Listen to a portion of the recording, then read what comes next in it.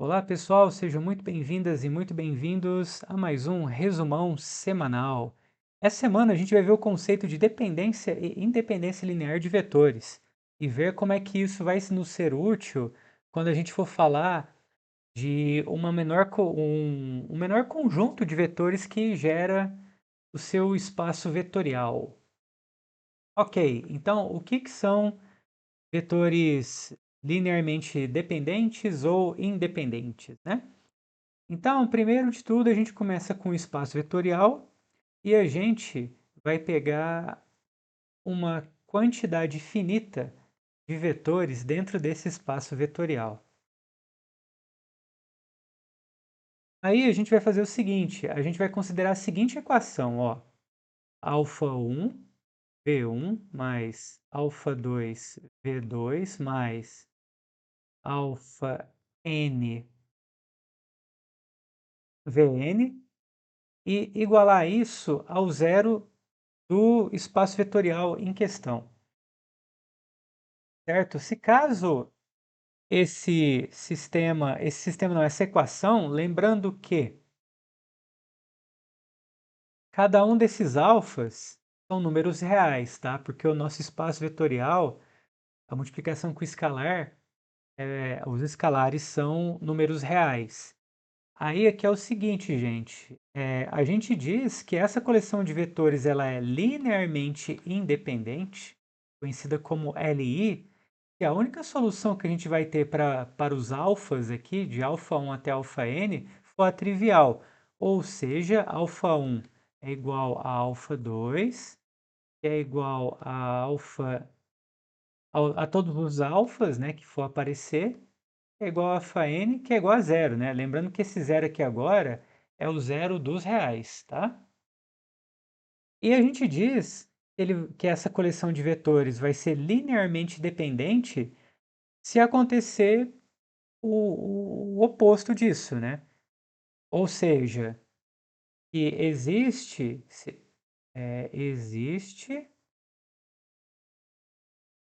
pelo menos uma solução, um desses alfas que é diferente de zero, né? Pelo menos um alfa j diferente de zero, tá? Então aqui em cima a gente diz que possui solução trivial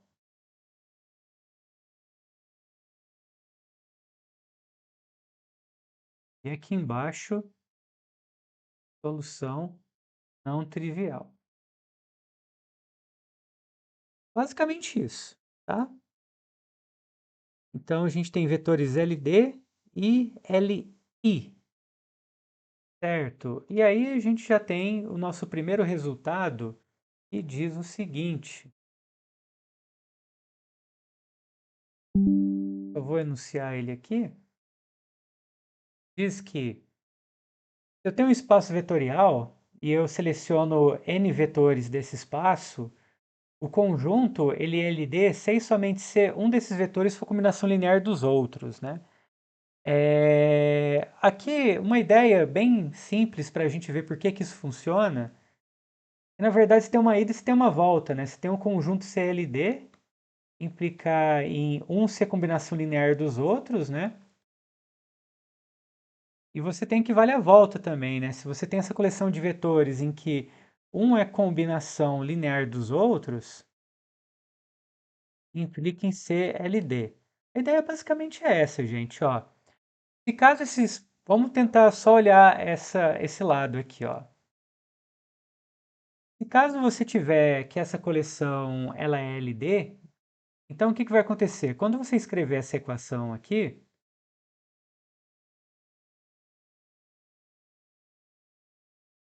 que é o zero do espaço, vai existir pelo menos um dos caras aqui dentro que vai ser não nulo, né? Algum desses alfas aqui, né? Algum desses alfas vai ser não nulo. Então pega esse alfa não nulo, né? Por exemplo, sei lá, igual a gente falou, por exemplo, um alfa j, né? Então esse alfa j ele vai estar acompanhando um vj, né? Então, imagina que você tem o seguinte, ó. Faltou colocar um vn. Então você vai ter assim, ó, alfa j vj e a gente vai ter que aqui tudo soma aqui com o Vn. Isso aqui tudo soma até o alfa1 V1. Isso aqui é igual ao zero do espaço, né? E aí você isola esse alfa j VJ, né?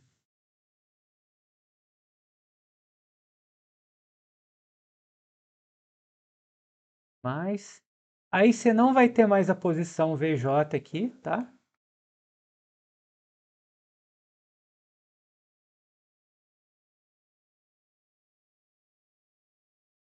E aí o que que dá para você fazer? Dá para você passar esse cara aqui dividindo todos os termos aqui, porque esse cara é diferente de zero, né? Então, quando você passa ele dividindo, você vai ter que VJ vai ser igual a alfa1, alfa j, V1, né? Mais, aí a posição VJ não tem, mais alfa n dividido por alfa j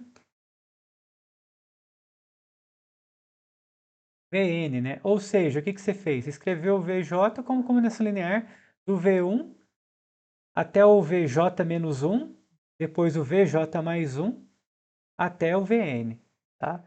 E a volta é bem parecido, sabe? Você vai começar escrevendo isso aqui, dessa forma, né? O VJ como combinação linear dos demais, passa para o outro lado, e aí você vai ter que, como esse cara, o VJ, ele possui constante não nulo, aqui que multiplica ele, né? Que seria o 1, e para o outro lado ele vai passar com menos 1. Aí você tem que eles vão ser LDs. LD. Ok. Então, vamos ver um primeiro exemplo, que é o seguinte.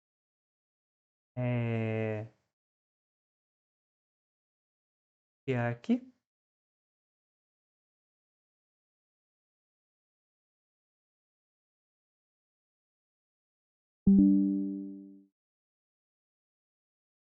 Então vamos lá, ó. Esse primeiro exemplo aqui, a gente tem para verificar se esse, esses vetores são LI ou LD, né? Depois eu só preciso colocar maiúsculo aqui. LI ou LD. Então o que que a gente tem que fazer, né? A gente tem que fazer o seguinte, a gente tem que escrever a equação.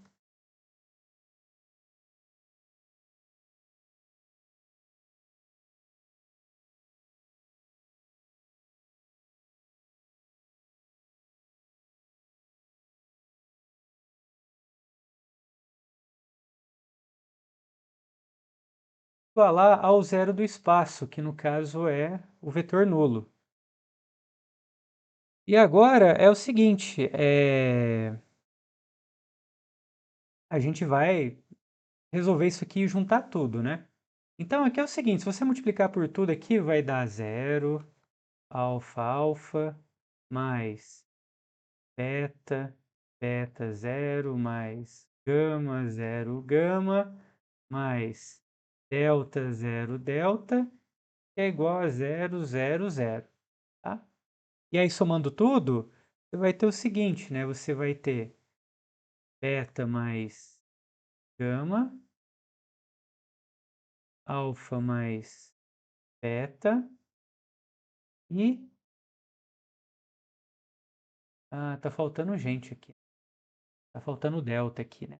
Então é alfa mais é beta mais gama mais delta na primeira coordenada, alfa mais beta mais 2 delta na segunda coordenada e alfa mais gama mais delta na terceira coordenada. Isso aqui vai ser igual a isso daqui, certo? Muito bem. Aí o que que a gente precisa fazer, né? Agora a gente vai montar um sistema, tá? Que vai ser esse daqui, ó, beta igual a zero, né? Porque eu tenho que esse vetor aqui do lado de cá é igual a esse vetor do lado de cá. Então, primeira coordenada tem que ser igual à primeira coordenada. Segunda coordenada igual à segunda coordenada, né? Então, e alfa mais gama mais delta é igual a zero também, certo? E aí a gente resolve isso, né? Então, aí você vai fazer operações entre linhas aqui, tudo, né? Você vai conseguir eliminar algumas coisas, né? Por exemplo, fazendo a segunda linha menos a primeira, você consegue ficar com alfa menos gama mais delta, que é igual a zero, né? E aí, somando isso aqui com a terceira linha, aí você vai ter o quê, né? Que 2 alfa mais delta é igual a zero. E aí isso vai implicar que alfa, né, vai ser igual a... Deixa eu ver se está certo isso aqui. Ah, desculpa, aqui é 4 delta. Então, alfa vai ser igual a 2, a menos 2 delta. Certo? E aí, substituindo esse valor aqui na segunda e terceira linha, a gente vai ter que beta é igual a zero e gama vai ser igual a menos delta, tá? Bom, aí o que que a gente tem, né? A gente vai ter o seguinte, né? Que a gente não consegue melhorar mais do que isso. A gente vai ter que nosso alfa aqui, ele vai acabar sendo igual a esse número que depende de delta. O beta é igual a zero, né? O gama vai ser igual a menos delta e o delta é o próprio delta, né? Então, para qualquer valor de delta, você vai ter uma solução diferente para o seu sistema, né? Então, no caso, isso aí a gente conclui o quê, né? Conclui que o sistema vai ser LD, né? Mas isso também se dá ao fato de que você tem mais variáveis do que equações também, né? Beleza, pessoal. Vamos agora para mais um exemplo. É o seguinte, agora eu estou no espaço dos polinômios, né, de grau 2. Eu quero verificar se esses três polinômios são LD ou LI, né? Então, é a mesma técnica. Você vai pegar, multiplicar o primeiro polinômio por alfa. Tá? Eu já vou colocar direto aqui o polinômio, tá bom? Mais beta vezes o segundo polinômio.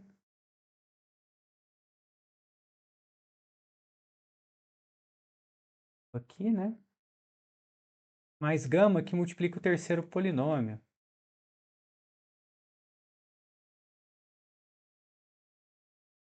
É igual a zero. Sendo que esse zero aqui, gente, é o polinômio nulo, tá?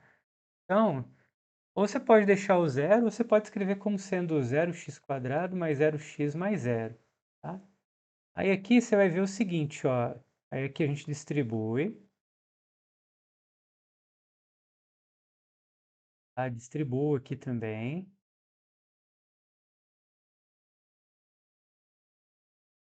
Aqui a gente distribui também. E aqui a gente distribui também, e que vai ser igual a esse polinômio nulo aqui, tá? Aí agora a gente dá uma ajeitada, né? Junta tudo que tem x², junta tudo que tem x, tá? E dessa forma a gente vai ter a seguinte coisa, ó. A gente vai ter alfa mais 2 beta mais 3 gama, que vai ser igual a x², certo, gente? Aí agora vamos continuar completando aí. E vai ser o seguinte, agora a gente vai ter mais alfa. Vou fazer o alfa melhorzinho aqui. Eita, nós. Alfa mais beta mais 2 gama que multiplica x. E agora os termos constantes, né? Que vai ser somente é 2 alfa mais 2 gama, que vai ser igual ao zero, né? Daqui que é o polinômio nulo. Então, igualdade de polinômio, o que que é? Você pega o que que acompanha cada potência de x, né? Então, esse tem que ser igual a esse e esse daqui tem que ser igual a esse, né? No final vai ter um sisteminha novamente, né? Você vai ter alfa mais 2 beta mais 3 gama, que é igual a zero. Você vai ter alfa mais beta mais 2 gama, que é igual a zero. E você vai ter 2 alfa mais 2 gama, que é igual a zero. Bom, ok. Aqui é o seguinte, gente. Agora eu vou ensinar uma outra técnica para a gente resolver esse sistema. Que é o seguinte: esse sistema é o sistema que a gente fala que ele é um sistema homogêneo, sistema linear homogêneo. A gente fala que é homogêneo quando você tem zeros aqui do lado direito. Bom, então o lance aqui é o seguinte, gente.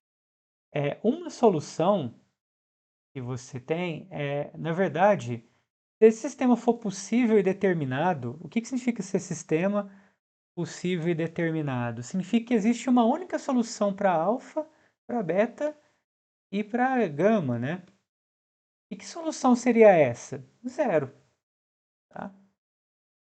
Então, se ele for possível e determinado, significa que esse cara, essa coleção de vetores, né, que são esses polinômios, são Li. Agora, se ele for possível e indeterminado, aí é LD, né? Porque possível e indeterminado significa o quê? Que existe alguma solução aqui não trivial, tá? Existe duas ou mais soluções, né? Ou ele é possível e determinado e tem uma solução só, ou ele vai ter infinitas soluções, né? E se tiver infinitas soluções, que é o possível indeterminado, ele vai ser LD, tá? Porque em particular vai ter valores para alfa ou para beta ou para gama que são não nulos, né? E aí a gente tem um negócio que é bem interessante, que é o seguinte, se a gente for usar a regra de Cramer, a gente pode ter a seguinte conclusão. Se a gente for escrever isso aqui como multiplicação de matrizes, a gente vai ter que 1, né? 2, 3, 1, 2, 2, 0 e 2. Isso aqui vai multiplicar os meus alfa, beta e gama. Tudo isso aqui vai ser igual a 0, 0 e 0, né? Certo. Aí lembra que lá no Cramer a gente tinha o seguinte: esse cara aqui é o A, esse cara aqui é o que a gente chamou de X, né? E esse cara aqui é o B. E lá a primeira condição que você tinha era a seguinte, né? E se você tiver que o determinante desse A é diferente de zero, você tem que esse sistema ele vai ser possível e determinado, né? E aí você vai checar, aí você verifica o seguinte, ó, que o x ele é o quê, né? No Cramer, ele é você pegar o determinante dessa matriz A, só que você troca a primeira coluna pelo B, né? E aí você vai dar 2, 1, 0, 3, 2, 2. E se o determinante, e aí você pega o determinante aqui de A. Como o determinante é diferente de zero aqui embaixo, então não tem problema. E aí repara o seguinte, quando você tem uma coluna toda zero, esse determinante aqui só pode dar zero. Então o valor de... Tem x aqui de alfa, né? Então o valor de alfa vai ser igual a zero. E se você repetir a mesma coisa para o beta, né? Que aí vai ser semelhante a isso aqui, só que você vai trocar, na verdade, essa segunda coluna aqui você vai botar zero, né? E o z também vai ser a mesma coisa, a diferença é que você vai pegar essa terceira coluna aqui e colocar 0, tá? E assim você determina, né, que o alfa, o beta e o gama, ele só pode ser 0, né? Então, se o determinante dessa matriz aí for diferente de 0, você pode concluir que esses caras são Li, tá? E caso contrário, se o determinante for igual a 0, aí você conclui que eles são LD. Só que nesse caso, se você calcular esse determinante aqui, você vai ver que ele vai dar 0. E aí você conclui, né? Então, que esses vetores, eles serão LD. Então, P1, né? P2 e P3, eles vão ser LD.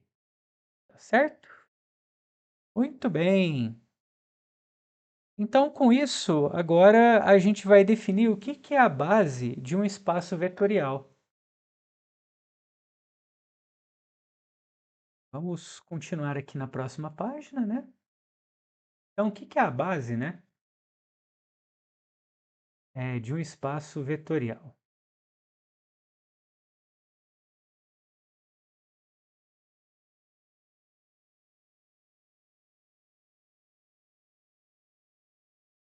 É o seguinte, você tem um espaço vetorial e você está pegando uma coleção de vetores lá dentro.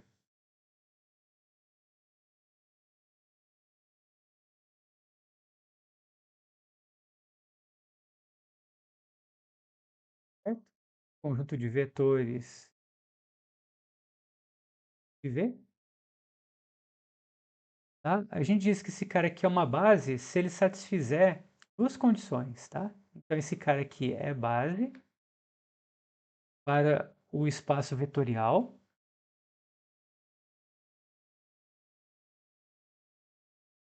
Espaço vetorial V, se acontecer as seguintes condições. Então, a primeira é que essa coleção ela é Li, e a segunda é que essa coleção ela gera o espaço todo. Então, de certa forma, né, você está de certa forma você está mostrando, né, que essa coleção ela é como se fosse a menor coleção possível, né, de vetores que gera o espaço, né, porque é a mais enxuta, né, porque nenhum desses vetores aqui vai ser combinação de outros. Bom, aí como exemplo, vamos colocar o seguinte, só para a gente pensar um pouquinho,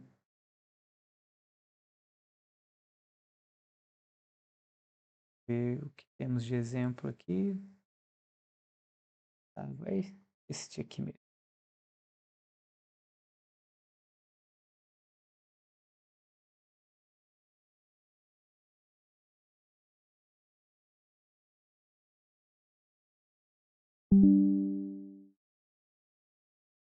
Então, este aqui, ó.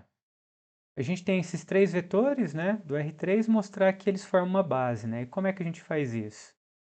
Da seguinte forma, ó. Copiar ele aqui para baixo.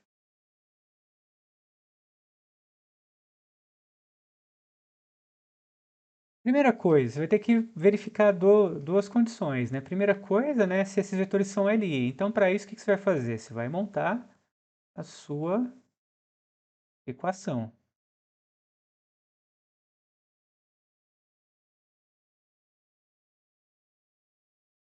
que é igual ao zero do ambiente, tá? O ambiente aqui é R3.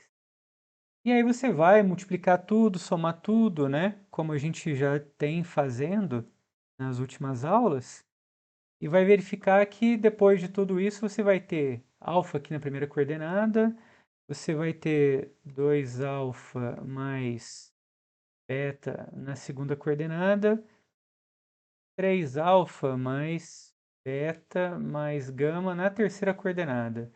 E tudo isso vai ser igual ao seu zero, né?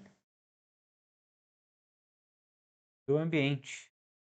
Ou seja, né, alfa é igual a zero, 2 alfa mais beta é igual a zero, e 3 alfa mais beta mais gama é igual a zero. Então daqui você tira de cara, né, que o alfa já é igual a zero mesmo, né? Aí quando você substitui isso aqui nessa linha, aí você consegue concluir também que o beta vai ser igual a zero. E você substituindo aqui e aqui, não há outra possibilidade que o gama ser igual a zero, tá? Então, com isso você provou que esses vetores são LI. Nem precisou para a gente recorrer, né, daquele outro método do determinante da matriz, né? Mas se você calcular o determinante dessa matriz aqui, você vai verificar que vai dar diferente de zero, tá? Então depois você calcula, né? A sua matriz aqui em questão, ela vai ser o seguinte, ó, vai ser 1, 0, 0, vai ser 2, 1, 0, vai ser 3, 1, 1. Aí se você calcular esse determinante aqui, com certeza vai ser diferente de zero, tá bom? Ou seja, se o sistema homogêneo vai ter uma única solução, e a única solução é a alfa igual a zero, beta igual a zero e gama igual a zero. Tá? Essas duas formas. E agora mostrar que a gente consegue gerar o espaço, né, com esses vetores. Então, o que que significa? Que você vai escrever, vai pegar um vetor qualquer do R3 e tentar descobrir qual que é o valor do alfa que eu vou ter que usar para estar multiplicando o primeiro vetor, qual que é o valor do beta que eu vou ter que estar usando para multiplicar o segundo vetor,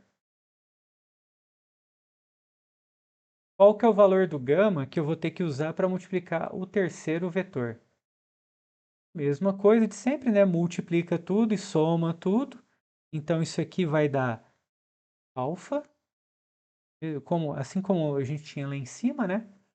É alfa, 2 alfa mais beta, 3 alfa mais beta mais gama. Tá. Então, aqui a gente tem o quê, né? Que x é igual a alfa. Então, beleza, a gente já achou o primeiro valor para alfa, né? Então, alfa é igual a x. Depois a gente tem que 2 alfa mais beta é igual a y. Então aqui, tá, e vamos escrever o último, ó. O último a gente tem que 3 alfa mais beta mais gama é igual a z. Tá, então alfa é igual a x. Aí o nosso beta vai ser quanto, né? Se você substituir o alfa aqui por x, você vai ter que o seu beta aqui na segunda linha vai passar 2x para o outro lado, vai ficar y menos 2x. E se você substituir agora tudo que você tem aqui, você vai ter o quê, né? Nessa última aqui, você vai ter 3x mais y menos 2x mais gama é igual a z, né? Aí você dá uma ajeitada aqui, você vai ter x, ah, deixa eu ver se é isso aqui mesmo, x mais y, né? E vai ter menos aqui, x mais y mais gama é igual a z, né?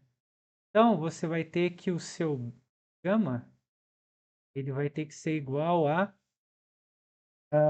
z menos x menos y, tá? Então, significa o quê, né? Que eu consigo escrever o meu alfa, beta e gama em termos do meu x, y, z, né? Então, por exemplo, se você colocar esse vetor aqui, sei lá, 2, 1 e menos, lá, menos 3, então quem que está fazendo o papel do x aqui? É esse. O y é esse e o z é esse, né? Então você tem que, esse cara aqui, ele é igual a... Aí é o próprio x, né, que vai multiplicar o primeiro vetor, mais o beta é quem? É y menos 2x. Então vai ser 1 menos 4, né? Então vai ser menos 3. menos 3, multiplica o segundo vetor, que é 0, 1, 2, mais gama, né, que multiplica o último vetor. Gama é quanto? É z menos x menos y, né? Então, você tem o quê? Que z é menos 3, então você tem menos 3 com menos 3, ó, porque vai ser o quê? Menos 2, menos 1, menos 3. Já tinha menos 3, então vai ser menos 6, né? 6 que multiplica 0, 0 e 1, né? E aí, se você somar isso aqui tudo, né, vai dar exatamente esse vetor aqui de cima, certo? Muito bem. Aí, o lance é o seguinte, a base, ela não é única, né? Você pode ter diversas bases diferentes, né, para o espaço. E tem uma base bem especial que a gente geralmente gosta de usar em espaços Rn, né? É o que a gente chama de base canônica. Porque repara o seguinte, ó, se eu chamar de E1, esse vetor aqui, 1, 0, 0, E2 como sendo 0, 1, 0, E3 como sendo 0, 0, 1, vetores de R3, esses caras aqui eles vão CLI, né? Porque se você escrever a equação lá, você não vai ter outra solução além do alfa igual a zero, do beta igual a zero, do gama igual a zero. E qualquer xyz que você pegar pode ser escrito como x, que multiplica esse primeiro vetor aqui, y vezes esse segundo vetor, mais d esse terceiro vetor. Então, fato, né, os vetores E1, E2, E3 formam uma base para R3, né? E como essa base então, é muito simples, né? Ela é muito boa para você trabalhar, a gente costuma chamar ela de base canônica. E a gente consegue escrever base canônica nesses termos para qualquer Rn, tá? Então, se você tiver, por exemplo, no R2, a sua base canônica ela vai possuir dois vetores, que vão ser esses aqui.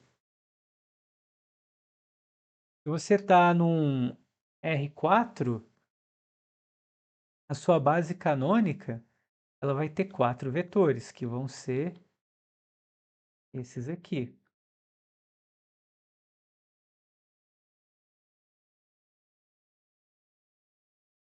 Pois,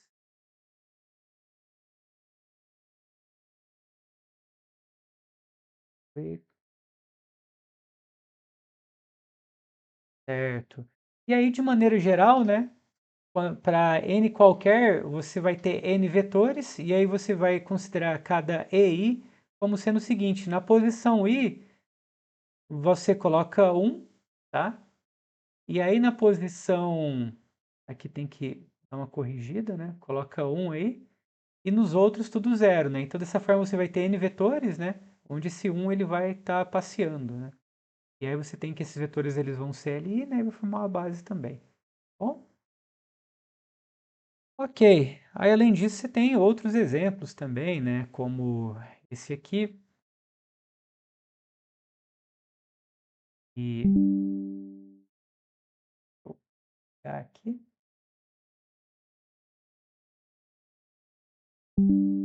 Só um momentinho. Então você tem esse vetor aqui, vetor não, essa coleção aqui que vai formar uma base também, tá? Se você verificar, eles vão CLI, e basta você pegar o alfa que multiplica esse primeiro aqui, né? Mais um beta que multiplica esse segundo aqui, mais um gama que multiplica esse terceiro aqui, mais um delta, né, que multiplica esse quarto aqui, né? E aí não há outra possibilidade além do alfa, beta e gama serem iguais a zero. E o delta também. E aí, qualquer vetor, né, vai ser escrito como combinação linear desses também, né? Qualquer, por exemplo, se você pegar esse cara aqui, ó, x, y, z e w, vai ter que vai ser x que multiplica primeiro aqui, mais y que multiplica esse segundo aqui, mais Z que multiplica esse inteiro aqui, mais W, né, que multiplica esse outro aqui. Ok. Aí agora eu vou passar por alguns resultados, né, e, e deixam bem mais interessantes, né, o fato da gente ter uma base para um espaço vetorial. Tá. Então, o primeiro resultado é esse daqui, ó. Eu vou comentar, né, cada um desses teoremas. Para quem é interessado nas demonstrações, todas elas estão nas minhas notas de aula, tá? Podem estar consultando. Então, por exemplo, ó, esse meu teorema diz o seguinte, né? Se você tem essa coleção finita de vetores não nulos, né, que geram espaço, então, dentre eles, você pode extrair uma base, né? Eles geram espaço, né? Então, todos os vetores podem ser escritos como combinação linear deles, né? Só que o que acontece, né? Pode ser que essa coleção aqui ela não seja LI, tá? Então, se for LD, então significa que um deles pode ser escrito como combinação linear do outro. Então, esse que pode ser escrito como combinação linear do outro, você pode tirar ele fora. Então, aí você vai ter uma coleção menor de vetores que vai gerar o espaço. Se essa coleção menor ainda continuar gerando o espaço e for LD, então você ainda consegue tirar mais um vetor dali. E aí você repete esse processo até você chegar na sua coleção LI, que vai formar uma base. Certo? Ok. O próximo teorema, vou comentar aqui brevemente, é esse daqui, ó.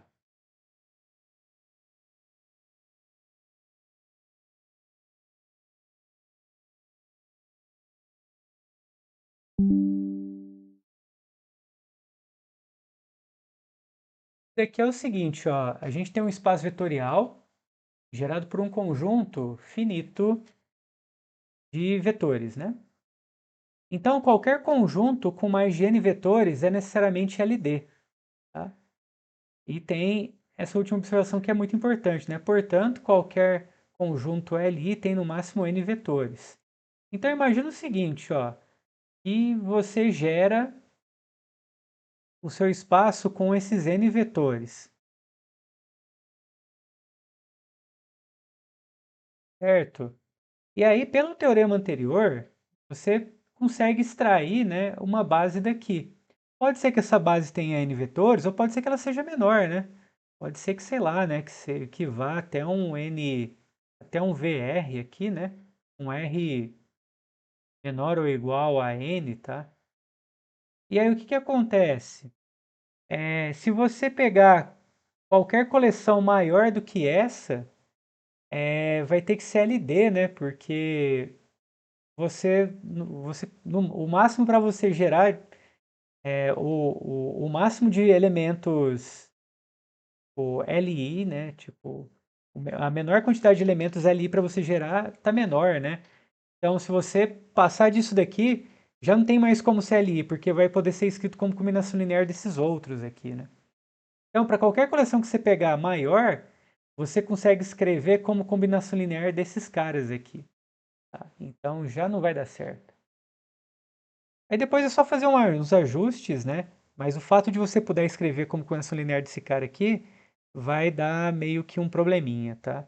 Não é muito por aí que a gente vai fazer, mas vai usar isso fortemente. Ok. Aí, isso nos dá o seguinte corolário. Eu vou colocar aqui.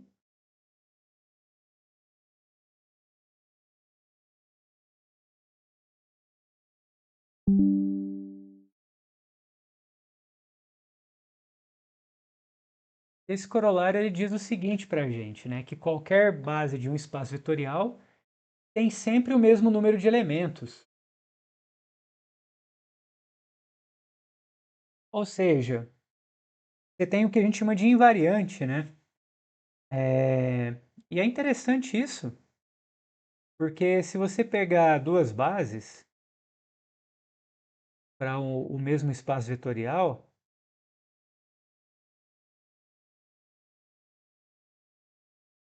e sei lá, de tamanhos, vou colocar um M aqui, tá? Só para deixar aberto. Então, o que que acontece, ó? Esse cara aqui, isso aqui é LI, isso aqui gera. Isso aqui é LI, isso aqui gera também. Então, o teorema anterior diz o quê, né? E qualquer coleção, fixado, né, um conjunto que gera, qualquer outra coleção de vetores que são LI tem no máximo N vetores, né? Então, se você pega essa coleção aqui de N elementos e gera, e aí você está olhando essa outra coleção, então ela vai ter que ter no máximo N vetores, né? Porque essa coleção aqui é LI, né? Então essa coleção aqui tem, já se tem que ter no máximo N vetores, então M tem que ser menor ou igual a N. Aí agora olha o seguinte, esse cara aqui gera, e esse, então, se eu supor que esse cara aqui gera, qualquer outra coleção LI vai ter que ter no máximo M elementos, né? Então aí você tem essa outra desigualdade, né? Então no final você tem que N é igual a M, né? Então aí você tem que realmente, né? Se você tem duas bases, a quantidade de vetores vai ter que ser a mesma. Isso é legal porque você pode atribuir a um número chamado de dimensão, né? Que vai ser o número de vetores da base, né? E esse número vai estar bem definido, porque você pode pegar bases diferentes, mas elas sempre vão possuir o mesmo número, tá certo? Então, por exemplo, né? Se você está ali no R2, é, a gente tem duas bases bem simples aqui que a gente pode estar criando, né? Essa aqui que é a base canônica, né? E isso que também vai dar base, ó. Só que repara o seguinte, né? Tanto uma base quanto a outra possui dois vetores, né? Então, a dimensão de R2 é igual a 2. Então, se você achou uma base, a quantidade de vetores que ela tiver é a quantidade de vetores que vai ter qualquer base, né? Então, basta achar uma base e aí você já consegue determinar qual que é a dimensão do seu espaço vetorial, simplesmente contando o número de vetores dessa base. Ok. Bom, dimensão aqui do R3, como a gente já viu, vai ser 3, né? A gente viu duas bases diferentes, né? Só que as duas bases têm 3 elementos, né? Então, do R3 deu isso aí.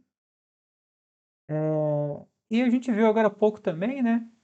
Que a dimensão do nosso M2, que é das matrizes quadradas de ordem 2, é 4, né? Que a gente precisa 4 elementos aqui para dar base, né? Certo. E aí, né? Quando o espaço vetorial admite uma base finita, né? A gente diz que, então, se V admite uma base finita, a gente diz que V possui dimensão finita.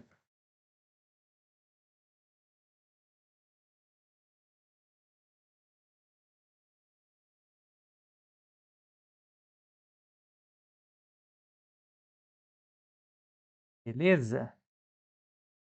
Ok. E aí a gente tem mais alguns outros resultadinhos que a gente falou na aula, né? E é o seguinte, eu já vou colocar o bloco aqui, tanto do teorema quanto do corolário, né? E é o seguinte, qualquer conjunto de vetores LI de um espaço vetorial de dimensão finita pode ser completado de modo a formar uma base de V, tá? Então, por exemplo, né, se você está ali no R3, e aí você tem esses dois vetores aqui, ó, que são LI, tá? Então, ele fala o seguinte, bom, a dimensão do meu espaço é 3, então eu preciso de mais um vetor para dar base. E aí você consegue completar, sabe? Basta você pegar um vetor, né, que não seja combinação linear nem desse e nem desse, tá certo? E aí, como consequência imediata desse teorema, né, que é um corolário, você tem o seguinte, se a dimensão for n, então qualquer conjunto de n vetores ali forma uma base, tá? E caso contrário, você teria um absurdo, segundo a demonstração aqui. Muito bem, e finalmente temos o seguinte, os de teoreminha. Esse teorema ele é bem importante, sabe? Na verdade, ele é de extrema importância, principalmente se a gente for falar de transformação linear. Ele vai garantir que se você tiver coisas na base, já vale para o espaço todo. Então, esse teorema ele fala o seguinte, né? Dado uma base, cada vetor de V é escrito de maneira única como combinação linear desses caras, né? Bom, um exemplo bem facinho disso é isso daqui, ó. Se você olhar a base canônica, eu posso escrever esse cara aqui em R3, né? Dessa forma.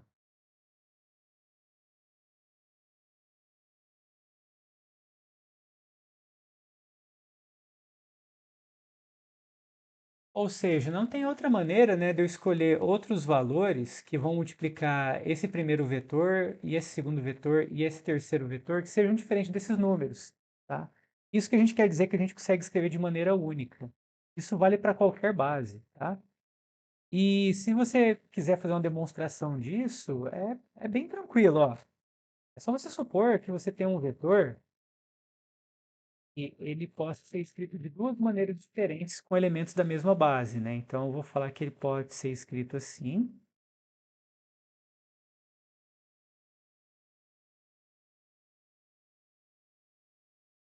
em termos de alfa, né? Mas eu também posso falar que ele pode ser escrito assim, em termos de beta,